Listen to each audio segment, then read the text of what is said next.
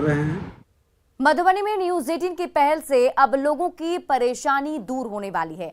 NH 227L में सैकड़ों गड्ढे होने की खबर न्यूज 18 ने प्रमुखता से दिखाई थी, जिसके बाद इस सड़क की सूरत बदलने की आस जग गई है। करीब 10 सालों से सड़क की समस्या झेल रहे बासुपट्टी के लोगों की मुश्किलें अब दूर होने की उम्मीद बंधी हुई है। बिहार सरकार के पथ निर्माण मंत्री ने जहां बुधवार को ही न्यूज 18 से बातचीत में जल्द से जल्द इस सड़क को दुरुस्त करने का भरोसा दिया था, तो वहीं गुरुवार को मधुबनी में हुई दिशा की बैठक में भी NH 227L की बदहाली को जल्द से जल्द दूर करने पर चर्चा हुई। बैठक के बाद स्थानीय बीजेपी विधायक अरुण शंकर प्रसाद ने सड़क की दुर्दशा की खबर को प्रमुखता से उठाने के लिए न्यूज 18 का आभार भी जताया।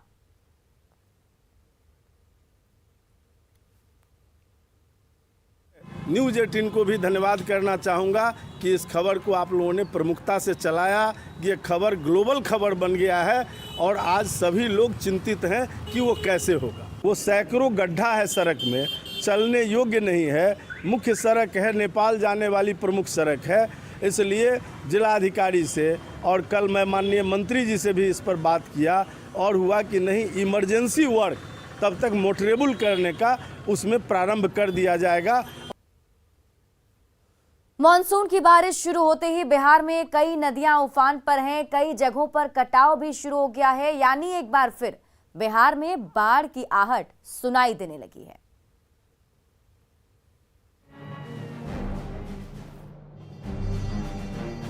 देखिए इस तस्वीर को, 1, 2, 3, 4, 5, 6 और धड़ाम।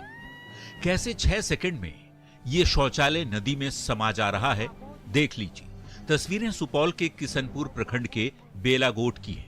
ये तस्वीर बताने के लिए काफी है कि बिहार में मानसून की बारिश हो रही है, नदियां उफान पर हैं और कटाव भी शुरू हो चुका है। कोसी ने एक बार फिर अपना रौद्र रूप दिखाना शुरू कर दिया है। कुछ ही रोज पहले तक CSC से करीब 2 किलोमीटर पश्चिम में कोसी नदी का बहाव था, जो देखते ही देखते यहां तक पहुंच गया और उसका आगे बढ़ना भी जारी है। खगड़िया में भी कोसी और बागमती के जलस्तर में लगातार बढ़ोतरी जारी है। कोसी और बागमती से सबसे ज्यादा प्रभावित बेलदौर प्रखंड और चौथम प्रखंड के लोग हैं। हालांकि फिलहाल दोनों नदियां खतरे के निशान से नीचे हैं, जो राहत वाली बात है, लेकिन बाढ़ की आहट से लोग दहशत में हैं। गोपालगंज में गंडक के बढ़ते जलस्तर ने किसानों की नींद उड़ा दी है। गंडक नदी के जलस्तर में वृद्धि होने से छोटे नावों के परिचालन पर रोक लगा दी गई है। किसानों का कहना है कि अभी धान की बुआई का सीजन है। नदी के उस पार इलाके के सभी किसान खेती करते थे, जो अब नदी का जलस्तर बढ़ने से बंद हो चुका है। और रात को काफ़ी पानी बढ़ा हुआ था। यहाँ पे पानी बढ़ रहा है और घट रहा है। अभी यहाँ पे घट चुका है और यहाँ के लोग जो है आसपास के बहुत डरे हुए हैं और सब कोई अपना सामान समेट चुके हैं बांध पे आने के लिए।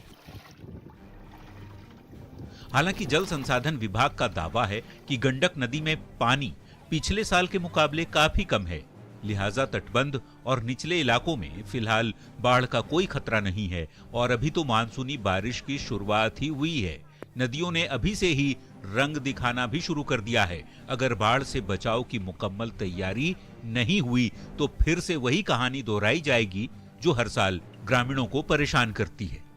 न्यूज 18 के लिए सुपौल से अमित झा, खगड़िया में दिग्विजय और गोपालगंज से गोविंद की रिपोर्ट।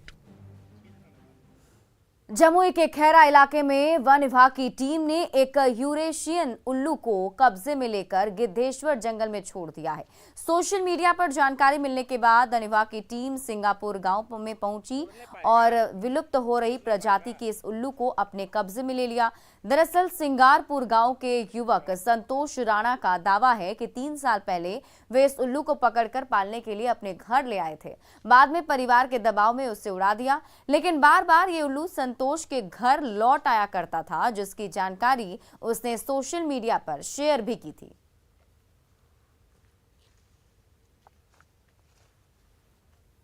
1-1.5 साल पहले ही आया था, थोड़ा बड़ा हो गया उसी घर पे, और अब की आके 3 साल बाद ही जो है रिटर्निंग घर पे फिर से आया। कहीं छोड़ देते हैं फिर रिटर्निंग आ जाता है। सबसे बड़ा बात यह है कि एक बार ही नहीं छोड़ दें, ये प्रजाति यहाँ मिलता नहीं है। लुप्त के कगार पे है, लेकिन फिर भी इस बार हम लोग गिद्धेश्वर जंगल में छोड़ने के लिए जा रहे हैं। इसका मतलब लुप्त के कगार पर यूरेशियन उल्लू जिसको बोलते हैं, ये लुप्त कगार पर है और ये पारिस्थितिकी के लिए ये सब पक्षी बहुत ज़रूरी है। इसलिए ये सब का भी हक रहता है कि ये लोग स्वतंत्र रहे। जैसे आदमी हम लोग स्वतंत्र रहना चाहते हैं, ये लोग भी स्वतंत्र रहने का इसका भी हक है।